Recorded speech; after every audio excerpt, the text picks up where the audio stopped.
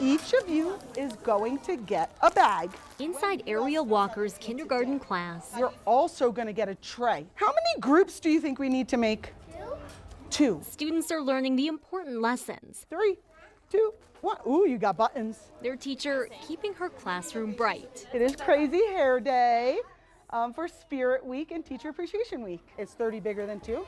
Okay, now ask Miguel. A small dose of silly with her students. High five. You have small buttons and big buttons. Comes after a stressful spring semester. At first, there was a lot of uncertainty amongst staff, amongst students and families. Definitely at the beginning, there was a lot of confusion and unsure feelings. In the weeks after President Trump's inauguration, Monroe Elementary Principal Christina Shake says with every new order, new policy, questions flooded in. I think at the beginning there were a lot of phone calls of what do I do? Can I come to school? Should I come to school? I think the more that we made things the same for folks, the more families felt, okay, like I can still do school and we can still come and we'll still be okay. Dr. Corey Canty keeps a close eye on the district's attendance. Yep, I look at it every couple of days at minimum, especially this semester. According to data from DPS, attendance and enrollment dropped around the district in the months after Trump's inauguration.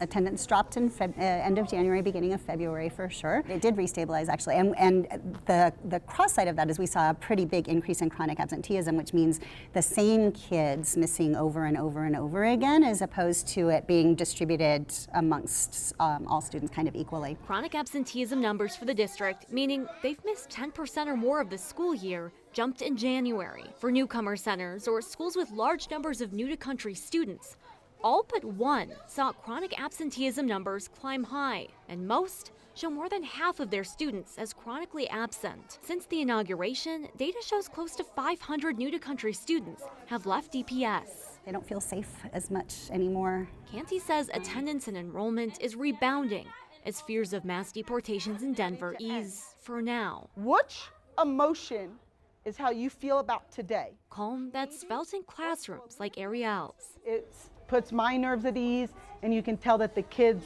feel very comfortable coming to school and are safe here. Calm, she says, that lets everyone bring their focus back to learning. At least for this part of their day, they're happy, they're loved, and they're safe. Dr. Canty says while they're seeing those attendance and enrollment numbers rebound, they just don't know how future policies, raids, and executive orders could impact students in the future. They say that planning for next year, that gets a little bit tricky too.